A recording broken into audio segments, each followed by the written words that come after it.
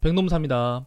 오늘은 프리랜서 학원 강사님이 질문 주셨는데 실업급여 받는 방법하고 퇴직금 받는 방법 질문을 주셨습니다.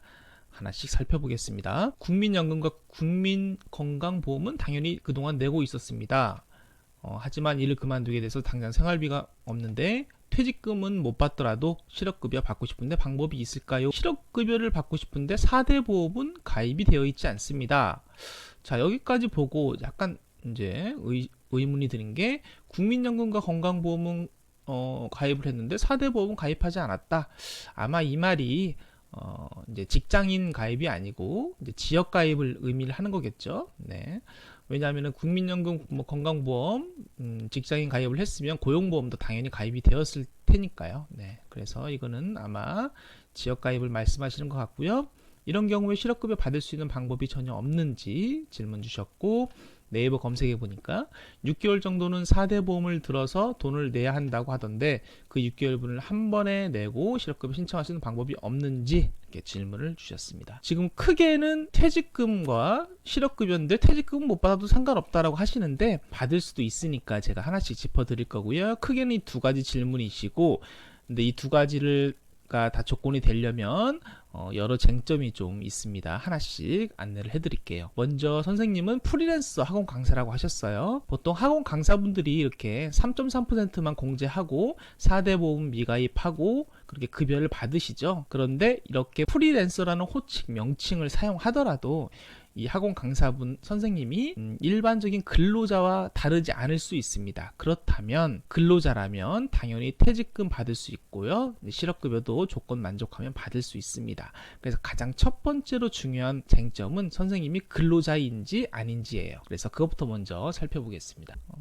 이 내용 아마 검색해 보시면 많이들 보실 수 있는 건데요. 근로자성 판단 기준이라고 해서 대법원이 2006년도에 나온 그 판결인데 모든 근로자성 판단할 때 기준이 됩니다. 그래서 매우 중요한 이제 판결문인데 보시면 선생님이 프리랜서라는 호칭을 사용하는 그렇게 중요하지 않다라고 해요. 계약 형식이 고용계약인지 도급계약인지 그런 거는 중요하지 않고 그 실질에 있어서 원장님이 되겠죠. 사업주로부터 임금을 목적으로 종속적인 관계에서 사업주에게 원장에게 근로를 제공하였는지에 따라 판단을 하고 여기에서 종속적인지 여부는 이렇게 1번부터 쭉 한 8개 가량의 판단 지표로 이제 판단을 한다고 합니다.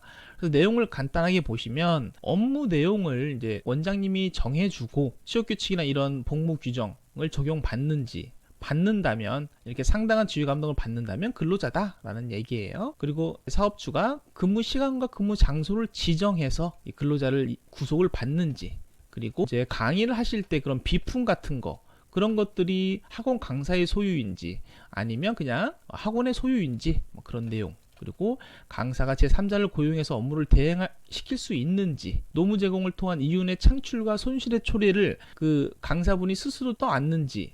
이게 무슨 내용이냐면 강의를 함에 있어서 어떤 학원 수에 따라서 이렇게 금액이 줄어들 수가 있잖아요. 그러니까 학원 한 명당 수업료의 몇 %를 받는다 그렇게 했을 때 그렇게 정하면은 이윤이 늘어나고 손실이 발생되는 거에 대해서 학원 강사분이 그 책임 이제 위험을 떠안는다는 뜻이죠. 그래서 이런 경우에는 근로자가 아니다라고 보고 있고요.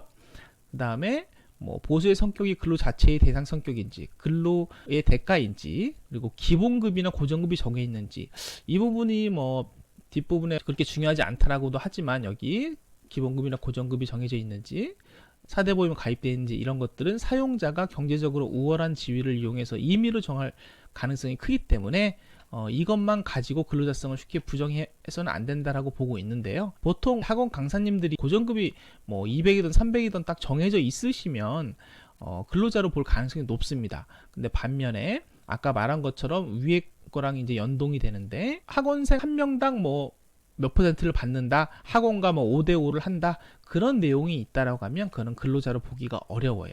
네, 그래서 이 부분을 먼저 선생님이 그 질문에서 그런 내용이 없었기 때문에 한번 판단을 해보시고요. 그래서 전반적으로 이러한 내용들을 이제 종합 판단한다라고 합니다. 종합해서 판단한다. 다시 돌아와서 그래서 선생님이 프리랜서 학원 강사님이시긴 하지만 세무적으로 3.3%만 공제하고 4대 보험에 미가입되어 있지만 아까 봤던 이렇게 종합 판단, 이거는 그냥 뭐 인터넷에 근로자성 판단 기준 하면 이 내용을 그대로 볼 수 있습니다. 그래서 종합 판단해 본 결과 선생님이 근로자에 해당이 된다면 퇴직금도 받을 수 있고 실업급여도 받을 수 있습니다. 자, 이제 근로자라고 만약에 인정이 된 상태에서 각 하나씩 보면 퇴직금은 4주를 평균하여 1주간의 소정 근로시간이 15시간 이상인 근로자여야 됩니다. 근로자가 1년 이상을 계속 근로하고 퇴직을 하면 발생이 됩니다. 그러니까 이것도 포기하지 마시고 이에 해당이 된다면 간단하게 말해서 선생님이 근로자에 해당이 되고 한 달에 60시간 이상 근무를 계속 꾸준하게 매달 했다. 그리고 나서 1년 이상 근무하고 퇴직한 거다라고 하면 퇴직금 당연히 발생되니까 포기하지 마시고 청구하시고 안 준다고 하면 고용노동청에 신고하시면 됩니다. 두 번째 실업급여는 일단 아시는 것처럼 고용보험에 가입을 하셔야 돼요. 고용보험에 일단은 가입을 해야 뭐 그 실업급여 조건 충족되고 안 되고 그 나중에 판단하는 거지 가입 자체가 안 돼 있으면 신청하지 못합니다. 그러므로 일단 근로복지공단에 피보험 자격 확인 청구라는 걸 하셔서 선생님이 최초 입사일 기준으로 고용보험을 소급 가입을 하시는 거예요. 그렇게 가입을 하신 다음에 이제 진행을 하시면 되는데 그 이후에 선생님이 조건을 또 만족을 해야 돼요. 어떤 조건을 만족을 해야 되냐면 잠시만요. 구직급여 수급 요건이라고 해서 피보험 단위기간이 통산하여 180일 것. 그래서 선생님도 여기서 말씀을 하셨는데 6개월분 정도 내면 되는 거 아니냐라고 하셨어요.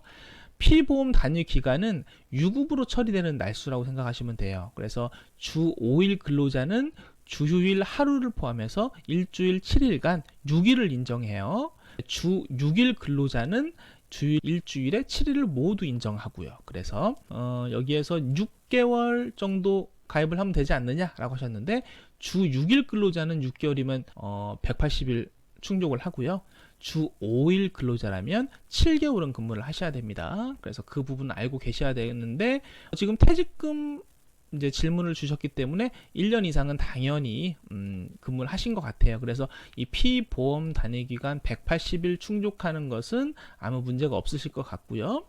그런 다음에 가장 중요한 거는 내가 퇴사를 왜 했느냐, 그게 중요한 거예요. 그래서 실업급여는 고용보험에 가입되어 있고 피보험 단위기간 180을 충족하더라도 내가 스스로 그만뒀으면 신청하지 못하는 겁니다. 네, 그래서 회사가 고용 조정을 해서 뭐 공고사직을 다든가 해고를 당했다든가 그런 경우에 신청을 하실 수가 있으니까 만약에 선생님이 스스로 그만두셨으면 고용보험 뭐 소급 가입해서 이렇게 신청할 필요가 없겠죠. 네, 없으시고요.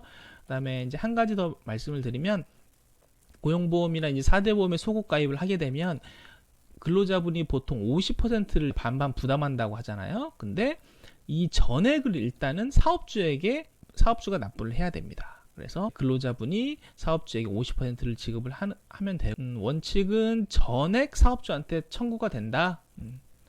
사업주가 납부를 해야 된다. 그 부분까지 알고 가시면 되겠습니다.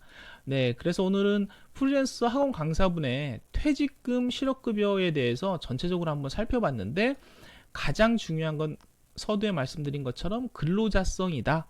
근로자로 일단은 인정을 받아야 조건을 만족하고 퇴직금을 청구하던 실업급여를 신청하던 할 수 있다라는 점 안내를 해드리고 마치도록 하겠습니다. 네, 감사합니다.